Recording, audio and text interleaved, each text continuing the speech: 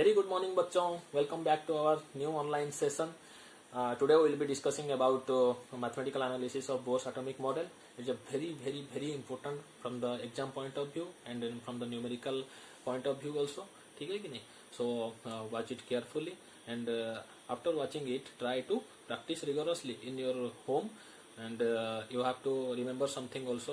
वहाँ पर कुछ डाटा वगैरह दिया गया है तो आप लोगों को थोड़ा याद भी रखना पड़ेगा. तो पहले थोड़ा शायद डिफ़िकल्ट लग सकता है, लेकिन अगर आप विगोरसली प्रैक्टिस करोगे तो वो आपको ठीक लगेगा और वहाँ से ज़्यादा मार्क्स भी आ सकते हैं आपके लिए. ठीक है कि नहीं? इतना मैंने डिफ़िकल्ट नहीं है, लग सकता है, लेकिन अगर आप प्रैक्टिस करोगे तो अच्छे स्कोर कर पाओगे आप. तो चलो चलते हैं वीडियो की तरफ. ठीक है.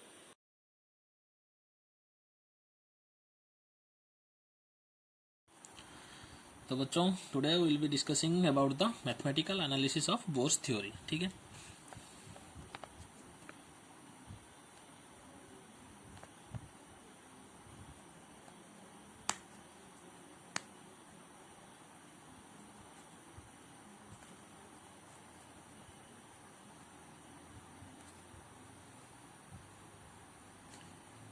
तो इसमें पहले हम देखेंगे how to calculate the radius of nth orbit. ठीक है.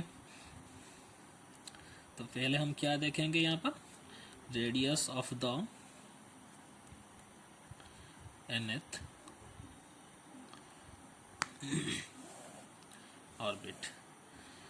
तो बच्चों, जैसे कि हमने पहले देखा था from Rutherford experiment, this was the nucleus. ठीक है. Electron is revolving around the nucleus in a circular orbit. ठीक है. This is the orbit. तो यहाँ पर चार्ज ऑफ द न्यूक्लियस कितना था, Q2 ले लेते हैं, Q1 ले लेते हैं इलेक्ट्रॉन का चार्ज को. इसका चार्ज कितना है, -e. ठीक है. And this is the Q2 charge of nucleus. इसको क्या ले लेते हैं, ZE. Z is the atomic number whichever we have taken. ठीक है कि नहीं? मटेरियल का एटॉमिक नंबर जो भी लिया हुआ होगा हमने. This is the R vector radius. ठीक है. And this will be the centripetal force. This will be the velocity of the electron. जैसे कि इलेक्ट्रॉन सर्कुलर पाथ में मूव कर रहे हैं तो इसका एक सेंट्रीपेटल फोर्स होना चाहिए. ठीक है. That centripetal force help in moving the electron in a circular orbit. ठीक है. तो सेंट्रीपेटल फोर्स का डायरेक्शन किस तरफ होता है, towards the centre along the radius. ठीक है. तो यहाँ पर हम लिख सकते हैं कि FC मतलब सेंट्रीपेटल फोर्स. ये जो सेंट्रीपेटल फोर्स हमें मालूम है ये क्या है, कि इमेजिनरी फोर्स है. Another force is acting like the centripetal force and that force is electrostatic force, जिसको हम बोल सकते हैं कि the centripetal force will be equal to the electrostatic force which act between the electron and the nucleus. दोनों ही charge particles हैं तो उनके बीच जो फोर्स ऑफ अट्रैक्शन होगा उसे क्या बोलते हैं, इलेक्ट्रोस्टैटिक फोर्स ऑफ अट्रैक्शन. वही अट्रैक्शन क्या काम करेगा, यहाँ पर सेंट्रीपेटल फोर्स की तरह काम करेगा. तो आगे बढ़ते हैं. तो सेंट्रीपेटल फोर्स का फॉर्मूला क्या है बच्चों, mv²/r from the Coulomb's law. हमने पहले भी बताया है. The electrostatic force of attraction is equal to 1/4πε0 into multiplication of the charge of the particles and inversely proportional to the square of the distance between them. ठीक है. तो यहाँ पर क्या हो गया, mv²/r ये आ गया यहाँ पर 1/4πε0. Q1 charge of electron is E. Force ले रहे हैं तो हम चार्ज का क्या मैग्नीट्यूड ही सिर्फ लेंगे. ठीक है. इसका डायरेक्शन सॉरी इसका चार्ज का जो नेचर है उसे हम यहाँ पर इंक्लूड नहीं करेंगे. ठीक है. And Q2 is the charge of the nucleus. ये आ गया क्या, R². ठीक है. और इसे हम लिख सकते हैं ऐसे, mv²/r will be equal to 1/4πε0 ZE²/r². इसे हम ले लेते हैं इक्वेशन 1. ठीक है. और according to Bohr's quantization, in the last video I have already told about the second postulate of Bohr's. ठीक है. जिसे हम बोर्स क्वांटाइजेशन भी बोलते हैं। उसमें से हमें क्या पता चला कि MVR इक्वल टू NH/2π, ये था बोर्स का क्वांटाइजेशन, ठीक है कि नहीं। इसे हम ले लेते हैं इक्वेशन 2। ये कहाँ से मिला हमें, फ्रॉम रदरफोर्ड एक्सपेरिमेंट, ठीक है। ये हमें मिल गया अभी बोर्स का क्वांटाइजेशन थ्योरम। अगर हम इक्वेशन 2 को स्क्वायर करके उसमें इक्वेशन 1 को डिवाइड कर लें तो क्या आता है, पहले इक्वेशन 2 को स्क्वायर करना है। यहाँ पर क्या आ जाएगा, m² v² r², ठीक है। डिवाइड में क्या आ जाएगा, mv²/r, और इस तरफ क्या हो जाएगा, इसका डबल बाय दिस, ठीक है, n² h²/4π², और ये आ जाएगा अभी हमारा 1/4πε0 z²/r², ठीक है बच्चों। यहाँ तक समझ में आ गया आपको। तो यहाँ पर देखो क्या क्या कैंसिल हो रहा है, यहाँ पर m एक कैंसिल हो जाएगा, ठीक है, v² से v² कैंसिल हो जाएगा। तो यहाँ पर हमें क्या मिलेगा,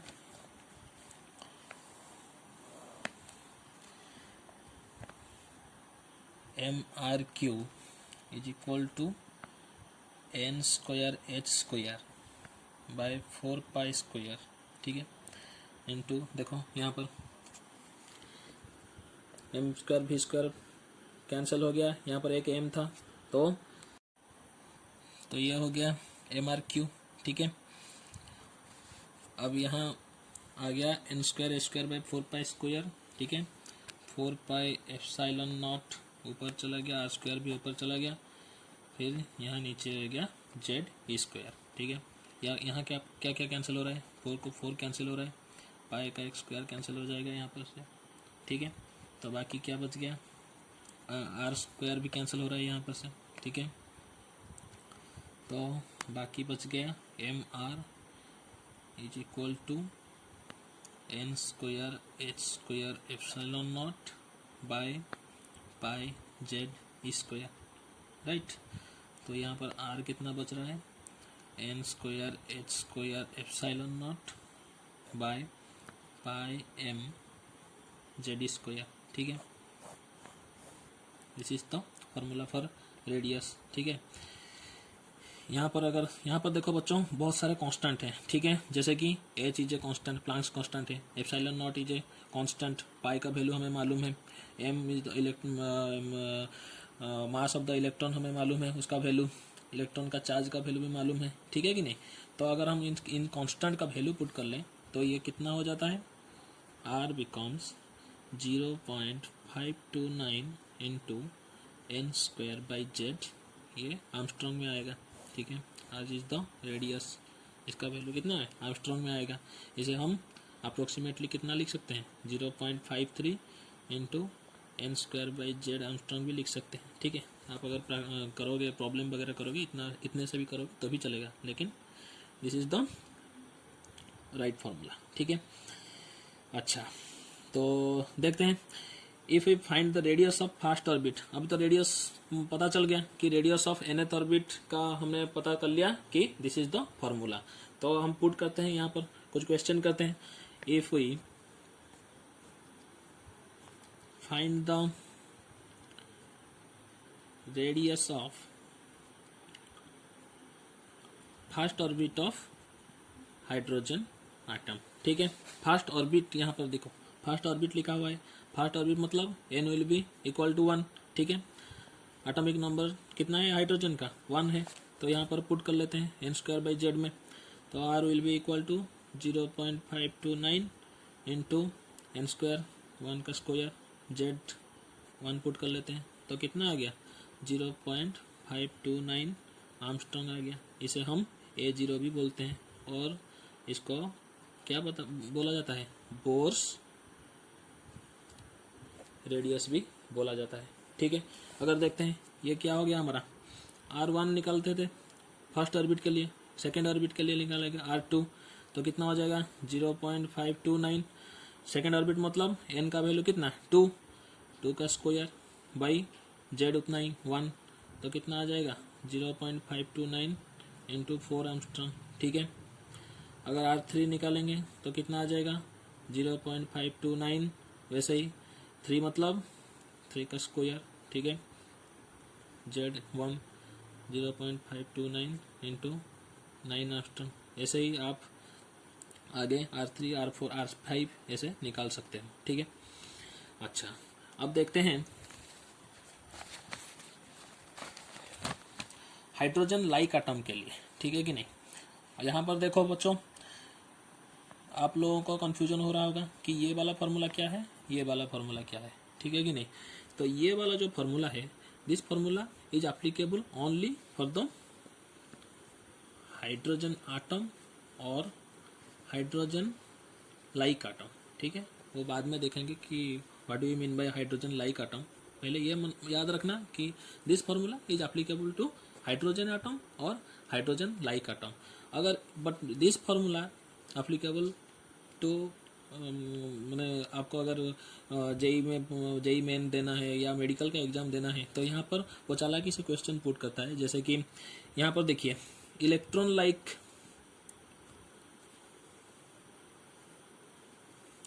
यहाँ पर जो हमने दिखाया है, ये जो एग्जाम्पल है, सॉरी जो फॉर्मूला है, ये इलेक्ट्रॉन के लिए दिया हुआ है। ठीक है, और इलेक्ट्रॉन लाइक पार्टिकल के लिए, इस एग्जाम्पल पर electron are equal to n square S square epsilon naught by pi m Z square. मतलब आपको अगर कोई क्वेश्चन पूछेगा कि find the radius of electron like particle whose mass is double the mass of the electron but the charge is half of the charge of the electron, तब ये वाला formula आपका काम में नहीं आएगा। उसमें आप क्या पुट करोगे, ये वाला फार्मूला को आप आपको पुट करना पड़ेगा। ठीक है कि नहीं, लेकिन अगर हाइड्रोजन आटम दिया है या हाइड्रोजन लाइक आटम दिया है, ठीक है कि नहीं, तो इसमें ये वाला फार्मूला आप पुट कर सकते हो। अगर इलेक्ट्रॉन का या इलेक्ट्रॉन लाइक पार्टिकल इसने बोल दिया तो फिर क्या करोगे, बोल देगा कि calculate the radius of nth orbit where the electron like particle has mass double the mass of electron and charge half of half of the charge of the electron। ठीक है, तब आपको ये वाला फॉर्मूला पुट करना पड़ेगा। ठीक है, तब देखते हैं यहाँ पर आपको दिखाई दिया कि फॉर हाइड्रोजन आटम हमने R1 निकाला, उसका ग्राउंड स्टेट का मतलब फर्स्ट ऑर्बिट का निकाला, सेकेंड ऑर्बिट का निकाला, थर्ड ऑर्बिट का रेडियस निकाला। अब देखते हैं फॉर हाइड्रोजन लाइक आटम्स। ठीक है, देखो यहाँ पर फॉर एग्जांपल एक क्वेश्चन दिया होगा, find value of R for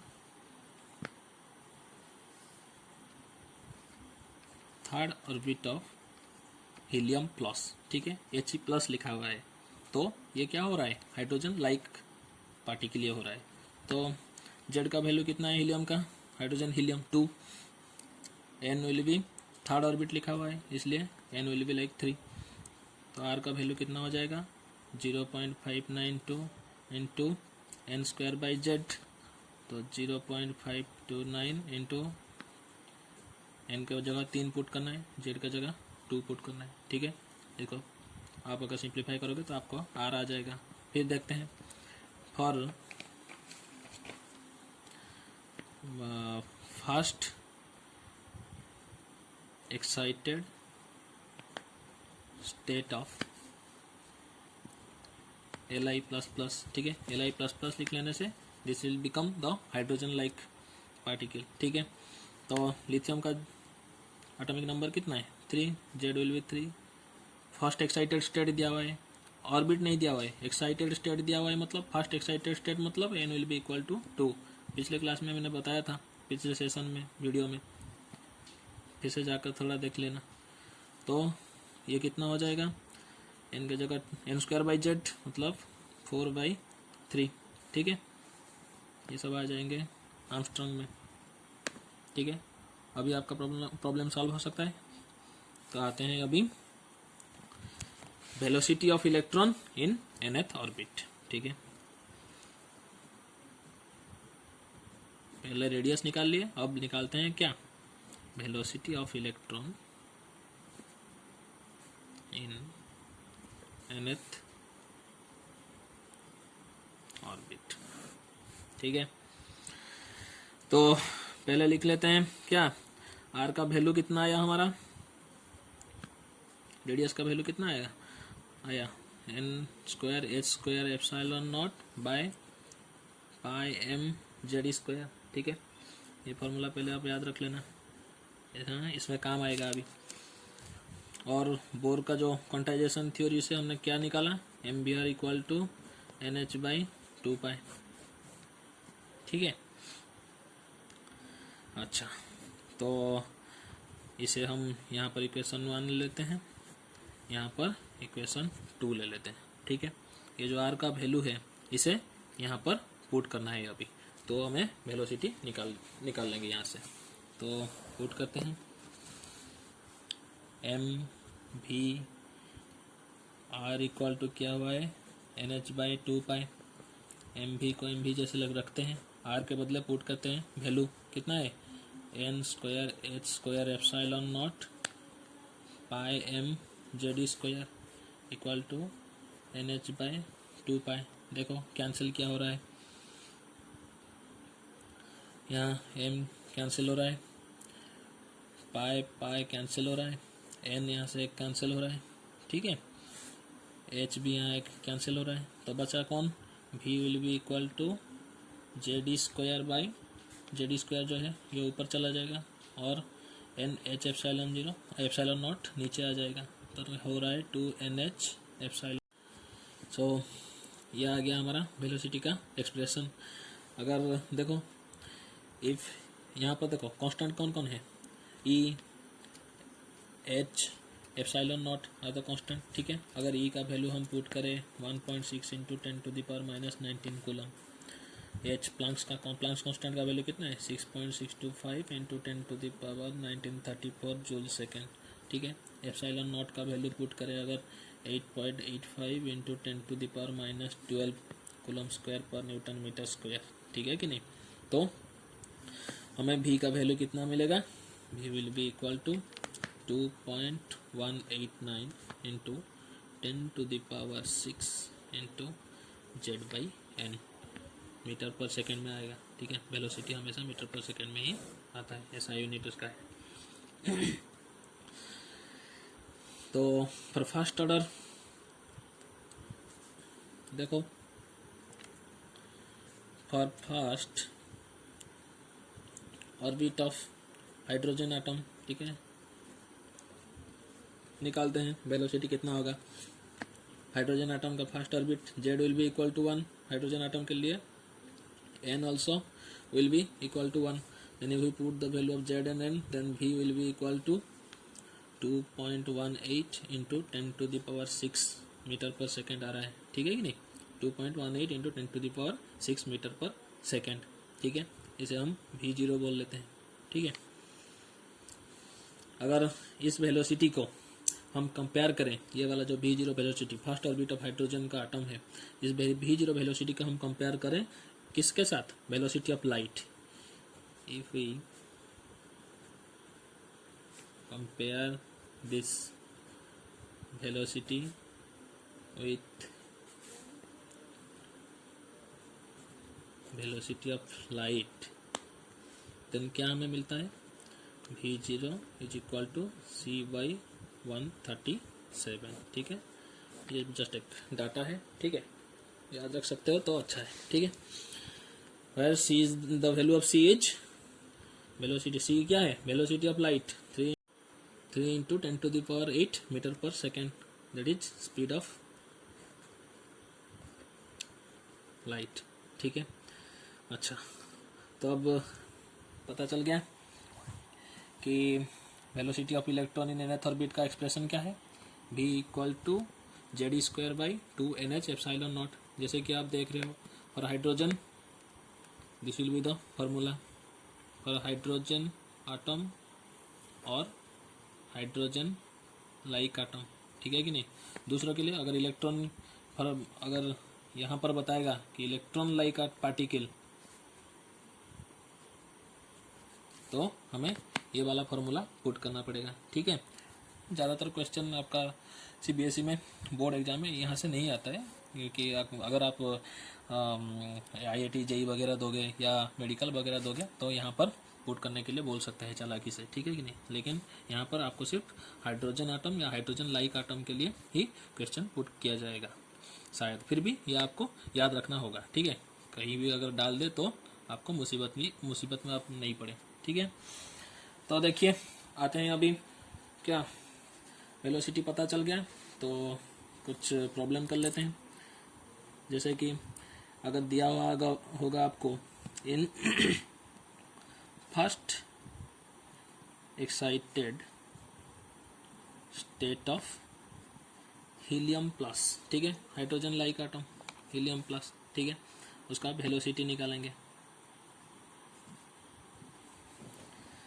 Z कितना है हीलियम का, हाइड्रोजन हीलियम मतलब 2, फर्स्ट एक्साइटेड स्टेट मतलब n will be equal to 2, orbit नहीं दिया हुआ है, एक्साइटेड स्टेट दिया हुआ है। अगर एक्साइटेड स्टेट बोलता है तो हमें हमेशा एक आगे जाकर पुट करना होता है, ठीक है कि नहीं। तो n will be equal to 2, यहाँ पर वेलोसिटी कितना हो जाएगा 2.18 इंटू 10⁶, ठीक है।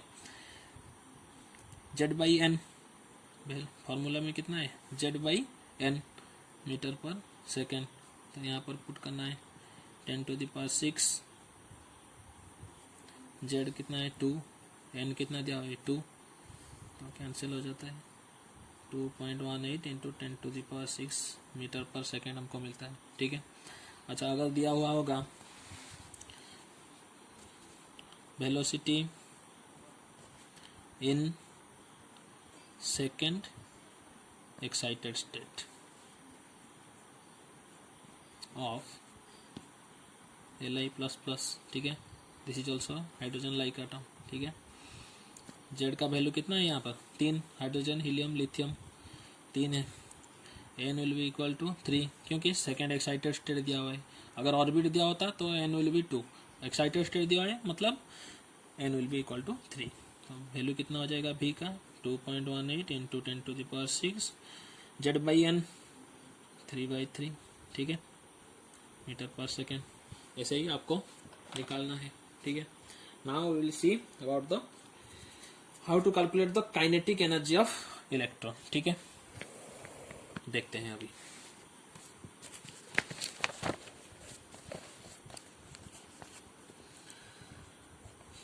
नंबर 3 पर क्या आया, काइनेटिक एनर्जी ऑफ इलेक्ट्रॉन, ठीक है।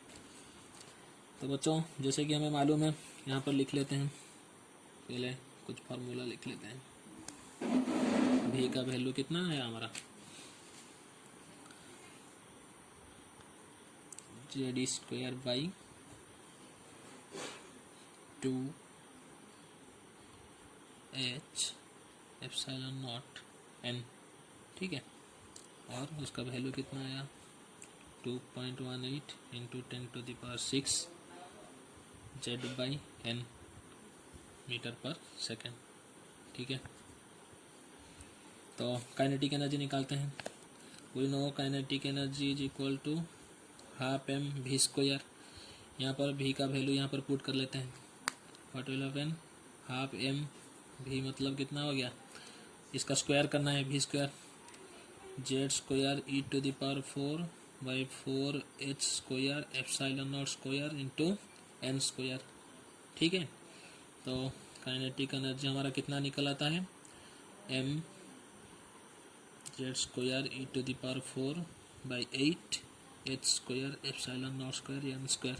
कहीं कोई कैंसिल हो रहा है क्या, नहीं हो रहा है, तो this will be the expression for kinetic energy, ठीक है। तो काइनेटिक एनर्जी यहाँ पर लिख लेते हैं, क्या आ गया हमारा,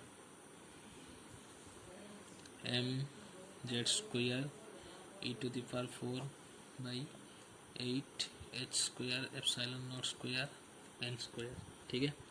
now we will see about the potential energy of electron, ठीक है।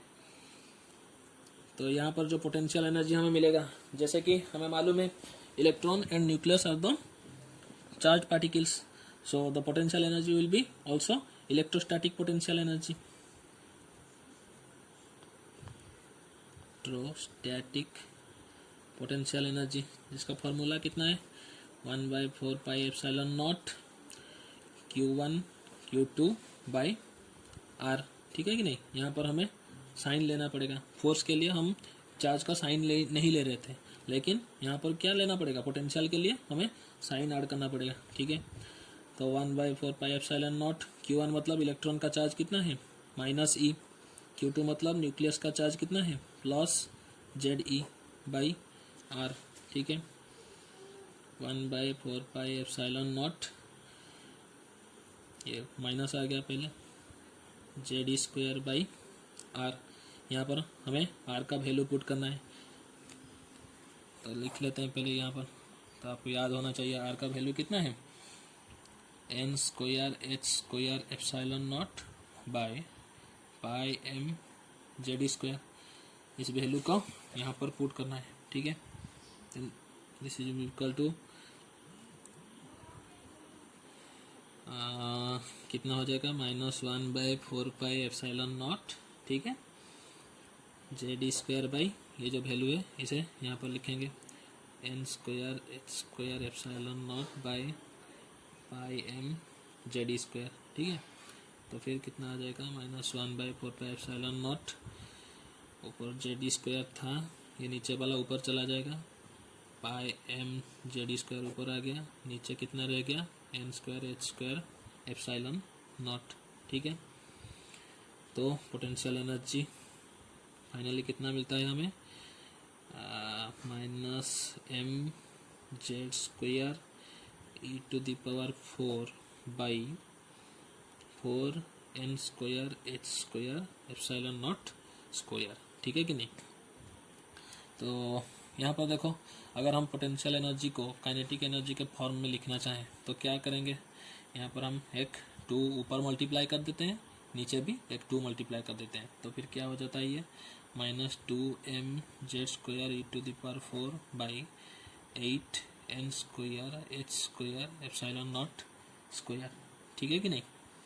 लिखते हैं अच्छे से नेक्स्ट पेज में।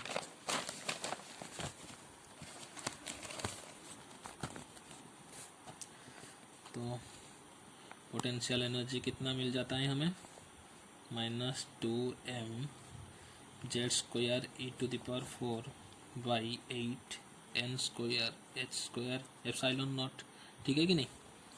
This is the potential energy. तो देखो ये यहाँ से यहाँ तक ये क्या है काइनेटिक एनर्जी है, तो इसे हम पोटेंशियल एनर्जी को क्या लिख सकते हैं, will be equal to -2 into kinetic energy, ठीक है।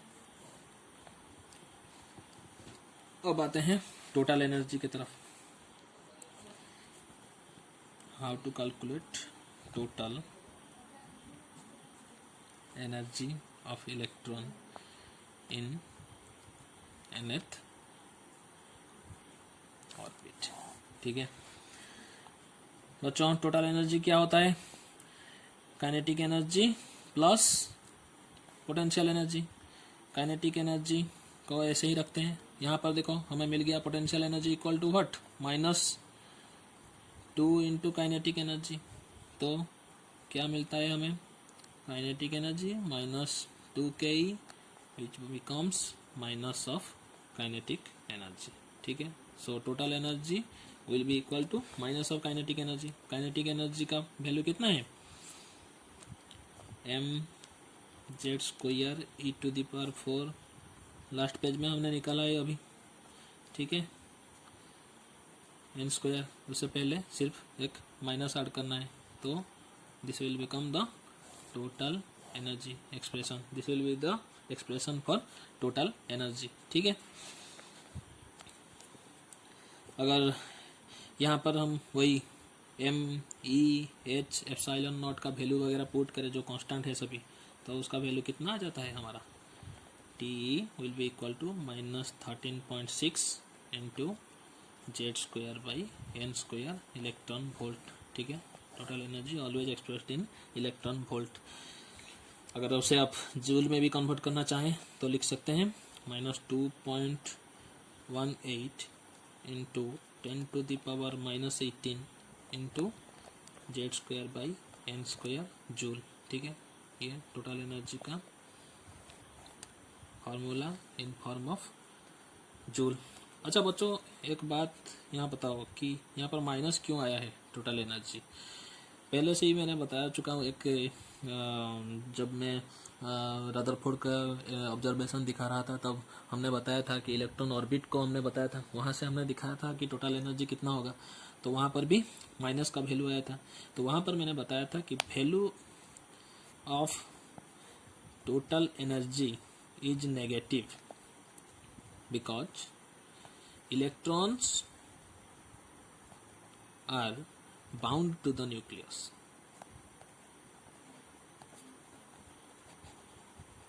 है कि नहीं, जो इलेक्ट्रॉन है न्यूक्लियस के चारों तरफ घूम रहा है सर्कुलर पाथ में, तो energy is negative because electron is bound to the nucleus in a specified orbit. ठीक है कि नहीं, इसलिए हमारा टोटल एनर्जी का जो एक्सप्रेशन आ रहा है वो नेगेटिव में आ रहा है। तो बच्चों, तो रिलेशन क्या आ रहा है, अगर हम total potential energy, kinetic energy और टोटल एनर्जी को देखें तो इनके बीच रिलेशन क्या आता है, potential energy is equal to -2 of kinetic energy into और equal to 2 into total energy. फिर इसे हम अच्छे से लिख लेते हैं, potential energy is equal to -2 into kinetic energy और will be equal to 2 into total energy. तो बच्चों, आपको सिर्फ ये याद रखना है, आपको सिर्फ ये याद रखना है, टोटल एनर्जी याद रखना है। ठीक है, अगर कहीं पर भी आपको क्वेश्चन आएगा कि what will be the potential energy, या कहीं पर पूछेगा what will be the kinetic energy, तो आप क्या याद रखोगे, ये इतने सारे याद रखने की जरूरत नहीं है, सिर्फ टोटल एनर्जी को याद रखोगे। Total energy will B -13.6 into Z²/n²। अगर पोटेंशियल एनर्जी पूछा तो 2 इंटू टोटल एनर्जी, यहाँ पर सिर्फ 2 मल्टीप्लाई करना है। अगर काइनेटिक एनर्जी पूछा तो what will happen, kinetic energy will be equal to minus of total energy, तो ये माइनस में ही है, यहाँ पर एक माइनस ऐड कर देंगे तो ये प्लस हो जाएगा। तो याद क्या रखना है, पोटेंशियल एनर्जी अगर पूछा जाएगा तो आपको टोटल एनर्जी पहले कैलकुलेट करना पड़ेगा, वहाँ पर आपको क्या मल्टीप्लाई करना पड़ेगा, 2 मल्टीप्लाई करना पड़ेगा। काइनेटिक एनर्जी पूछा तो टोटल एनर्जी कैलकुलेट करना है और उसे क्या करना है, पॉजिटिव कर देना है, तो आपका काइनेटिक एनर्जी का वैल्यू निकल जाएगा। बहुत ही सिंपल है। ठीक है, आते हैं क्वेश्चन कर लेते हैं।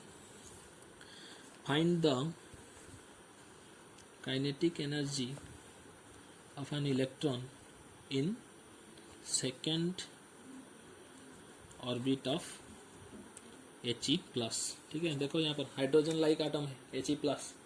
ठीक है, तो Z will be equal to for He Z will be equal to 2, second orbit बताया है तो N will be equal to 2, excited दिया होता तो 3 लिखते। ठीक है, तो टोटल एनर्जी कितना आ जाएगा, याद कर लो, फिर से बोल रहा हूँ, -13.6 फार्मूला है into Z²/n² electron volt.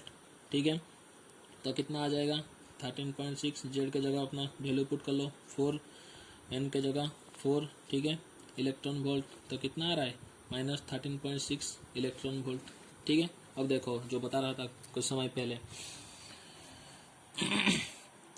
Total energy निकल गया, पूछा गया है काइनेटिक एनर्जी। काइनेटिक एनर्जी निकालने के लिए क्या करना पड़ेगा आपको, सिर्फ जो टोटल एनर्जी का वैल्यू निकला है नेगेटिव में निकला हुआ है, kinetic energy is equal to minus of T, total energy minus of -13.6 equal to 13.6 electron volt. बताया था कि नहीं, टोटल एनर्जी अगर माइनस में निकलता है तो kinetic energy will B positive. और पोटेंशियल एनर्जी के लिए क्या करते हैं, 2 into total energy. Total energy कितना निकला है -13.6, उसमें सिर्फ 2 मल्टीप्लाई कर लेना है। ठीक है, तो आपका आ जाएगा पोटेंशियल एनर्जी। ठीक है, बहुत ही सिंपल है। अच्छा, तो एनर्जी पता चल गया। अब देखते हैं, ये तो हाइड्रोजन लाइक एटम के लिए था, अब हाइड्रोजन एटम की तरफ जाते हैं तो उसका एनर्जी निकालते हैं फॉर डिफरेंट ऑर्बिट्स। देखो, फॉर हाइड्रोजन एटम, ठीक है, Z will be equal to 1, first orbit E1 formula क्या है, -13.6 into N square by Z, sorry Z square by N square. तो जेड स्क्वायर मतलब 1 का स्क्वायर। फर्स्ट ऑर्बिट के लिए एन कितना है 1 स्क्वायर इलेक्ट्रॉन वोल्ट। इसका आ रहा है कितना -13.6 इलेक्ट्रॉन वोल्ट। ग्राउंड स्टेट है इसका। और फर्स्ट ऑर्बिट या उसे क्या बोलते हैं, ग्राउंड स्टेट। E2 का वैल्यू कितना आएगा -13.6 इंटू 1 का स्क्वायर 2 का स्क्वायर इलेक्ट्रॉन वोल्ट। ये आ जाएगा -3.4 इलेक्ट्रॉन वोल्ट। ये क्या है, फर्स्ट एक्साइटेड स्टेट। E3 13.6 1 का स्क्वायर बाई 3 का स्क्वायर इक्वल टू, ये कितना आ जाएगा -1.51 इलेक्ट्रॉन वोल्ट। ठीक है, इसे क्या बोलते हैं, सेकेंड एक्साइटेड स्टेट। ठीक है, ऐसे ही आप E4 के लिए निकाल सकते हो। स्क्वायर 4 का स्क्वायर निकलेगा तो ये आ जाएगा 0.85 इलेक्ट्रॉन वोल्ट। ये आ जाएगा थर्ड एक्साइटेड स्टेट। आप देख रहे हो कि नहीं, ये जो वैल्यू पुट कर रहा हूँ मैं एन का, ये ग्राउंड स्टेट में एन का वैल्यू कितना है 1 है, इसलिए यहाँ पर 1 पुट किया। फर्स्ट एक्साइटेड स्टेट के लिए एन का वैल्यू कितना है 2, इसके लिए एन का वैल्यू 3, यहाँ पर एन का वैल्यू 4। ठीक है कि नहीं, इसी हिसाब से यहाँ पर पुट करना है।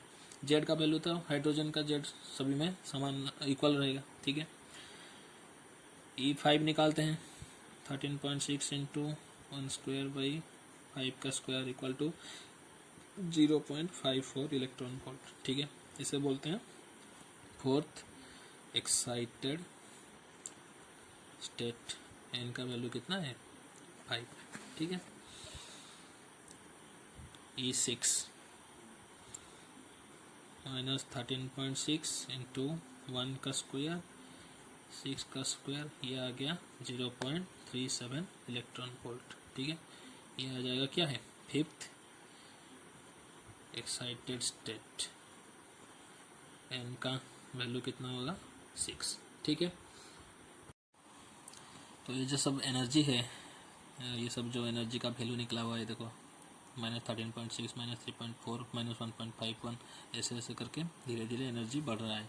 ये एनर्जी कम था क्योंकि -13। अगर कोई पूछेगा तुम्हें कि -2 या -1 में बड़ा कौन सा है, -1 तो negative value -2 is less and -1 is more. ठीक है कि नहीं, तो ये -13.6 है, इसका एनर्जी कम है, ये उससे थोड़ा ज़्यादा है, इससे ज़्यादा है, ज़्यादा ज़्यादा, ये होकर धीरे धीरे एनर्जी लेवल बढ़ रहा है। ठीक है कि नहीं, अगर the value of energies of hydrogen atom of different level will be put in energy level diagram, then this will be like,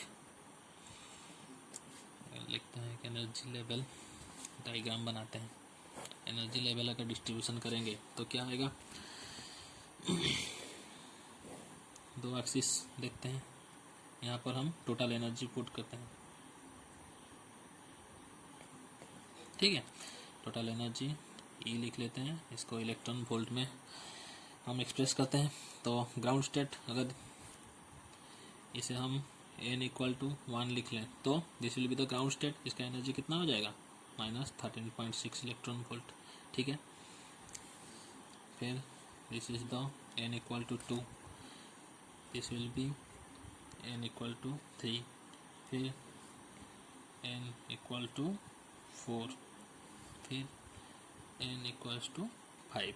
देखो यहाँ से एनर्जी लेवल एनर्जी का वैल्यू कम होता जा रहा है। यहाँ पर -13.6 था, n इक्वल टू 2 के लिए कितना है -3.4 इलेक्ट्रॉन वोल्ट, फिर -1.51 इलेक्ट्रॉन वोल्ट। ठीक है, फिर और ऊपर जाएंगे तो -0.85 -0.85 इलेक्ट्रॉन वोल्ट। ठीक है, फिर -0.54 इलेक्ट्रॉन वोल्ट। ऐसे ही क्या हो जाएगा, धीरे धीरे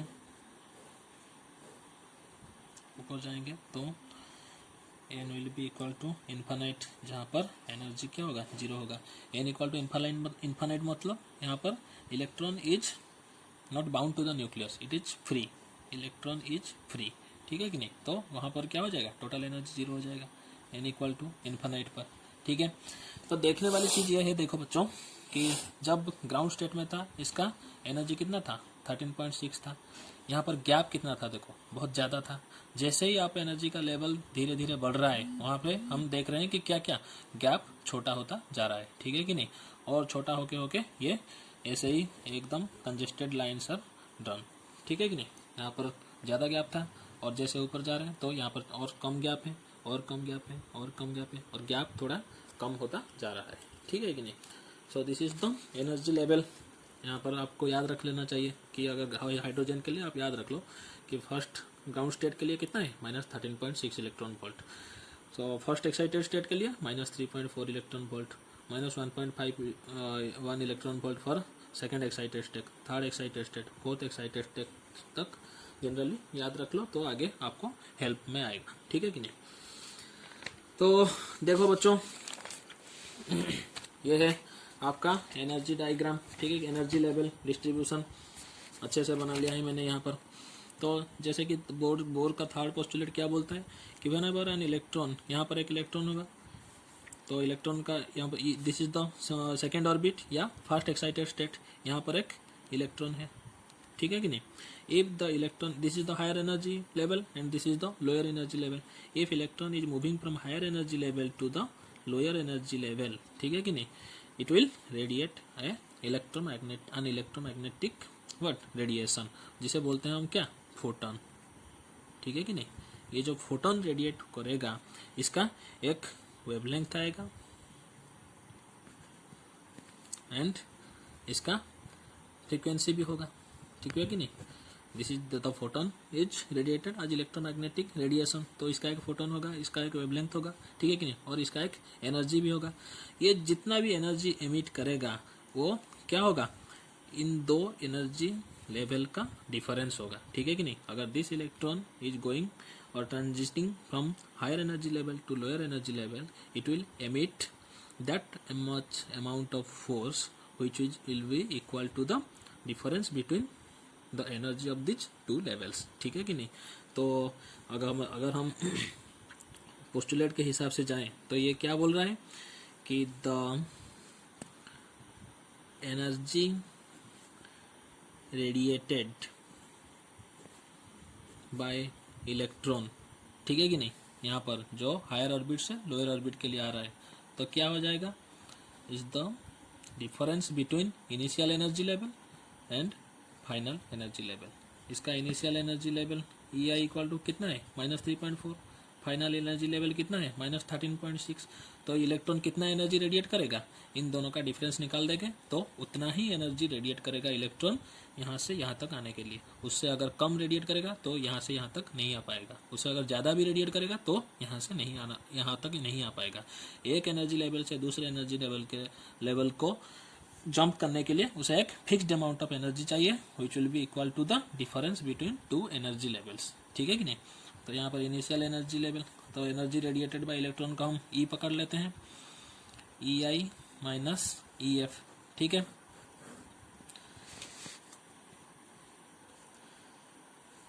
तो इस एनर्जी को हम प्लैंक्स कांस्टेंट जो आइंस्टाइन फोटोइलेक्ट्रिक इफेक्ट में हम पढ़ चुके हैं, E equal to h nu, ठीक है, where nu is the frequency of the proton, ठीक है। H nu equal to E I minus E f, E को कन्वर्ट करके हमने एच न्यू में कर लिया। Nu is the frequency of photon emitted by electron, ठीक है कि नहीं। तो बच्चों देखो, तो हमारा ये एक्सप्रेशन अब आ गया, फ्रीक्वेंसी ऑफ एमिटेड फोटोन, उसका फॉर्मूला क्या हो गया, h nu equal to E I minus E F, ठीक है। तो यहाँ से हम वेवलेंथ के बारे में भी पता कर सकते हैं, तो वेवलेंथ ऑफ एमिटेड फोटोन कितना हो जाएगा, बी इक्वल टू न्यू के बदला हम क्या लिख सकते हैं, c by lambda equal to E I minus E F, ठीक है कि नहीं। दिस विल बी द, अगर एच का वैल्यू पुट कर लें, सी का वैल्यू पुट कर लें और इन सब का वैल्यू पुट कर लें तो हमारा लैम्बडा निकल आएगा।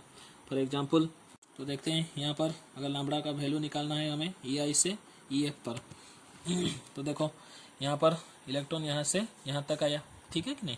तो जैसे ही एक फोटोन रेडिएट किया तो इसका एनर्जी सॉरी वेवलेंथ कितना निकालना है हमको, ई आई यहाँ पर कितना है -3.4, तो यहाँ पर लिख लेते हैं -3.4 माइनस ई एफ कितना है -13.6, ठीक है कि नहीं। तो कितना आ रहा है -3.4 plus 13.6 which will be equal to 10.2 electron volt, ठीक है कि नहीं। किसका वैल्यू निकला, एच सी बाई लैम्बडा का निकला। हमें वेवलेंथ निकालना है तो lambda will be what, h c by 10.2।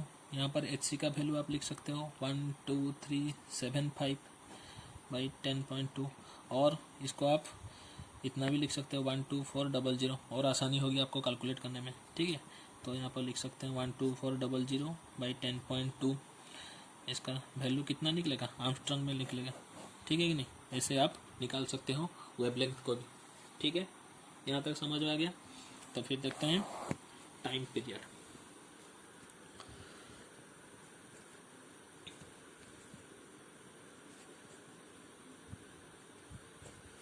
Time period of revolution of electron in nth orbit, ठीक है। फॉर्मूला क्या है टाइम पीरियड का, 2πr/v, ठीक है कि नहीं।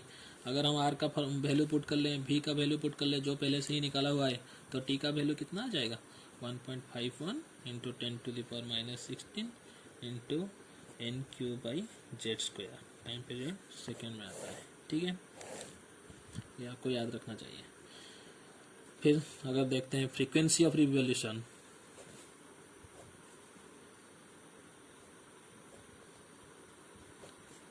Of electron in nth orbit में, तो frequency is equal to 1 by time period, ठीक है कि नहीं। टाइम पीरियड इतना निकल गया हमारा, तो उसका रेसिप्रोकल निकाल लेंगे तो कितना हो जाएगा 6.6 into 10⁻15 into z²/n³ Horde. Frequency का यूनिट क्या है, हॉर्ज, ठीक है। तो बच्चों आज एकदम मैथमेटिकल फार्मूला सब गया, तो केयरफुली इसे ऑब्जर्व करना, ठीक है। पहले हमने आज देखा mathematical analysis of bore theory में रेडियस निकला, ठीक है कि नहीं, जिसका फार्मूला कितना है n² h²ε0/πm/z², और हाइड्रोजन के लिए 0.529 इंटू n²/z, ठीक है। फिर हमने वेलोसिटी भी निकाला, वेयर वेलोसिटी इज z²/2nh⁴, उसका वेलोसिटी हम 2.189 इंटू 10⁻6 इंटू z/n मीटर पर second for hydrogen and hydrogen like atom, ठीक है। फिर kinetic energy, potential energy, total energy भी हमने निकाला, ठीक है कि नहीं। तो यहाँ पर काइनेटिक पोटेंशियल एनर्जी का आपको फार्मूला याद रखने की ज़रूरत नहीं है, बस टोटल एनर्जी का फार्मूला याद रखिए। फिर रिलेशन जो है पोटेंशियल एनर्जी और काइनेटिक एनर्जी और टोटल एनर्जी के बीच में से, उसमें से आप potential energy and kinetic energy calculate कर सकते हैं, ठीक है। तो फिर हाइड्रोजन आटम का डिफरेंट वैल्यूज भी हमने देखा एनर्जी लेवल के हिसाब से। तो ग्राउंड स्टेट का वैल्यू कितना होता है, फर्स्ट एक्साइटेड स्टेट का कितना होता है, ये सब हमने एनर्जी लेवल डायग्राम में भी पुट करके देख लिया। फिर हमने देखा कि how to calculate the frequency of emitted photon, फिर वेवलेंथ ऑफ द फोटोन, ठीक है। फिर time period, frequency of revolution of the nth orbit, electron in nth orbit, ये सब आज हमने निकाला है। तो केयरफुली ये ऑब्जर्व करना और घर में अच्छी तरह से प्रैक्टिस करना, ठीक है।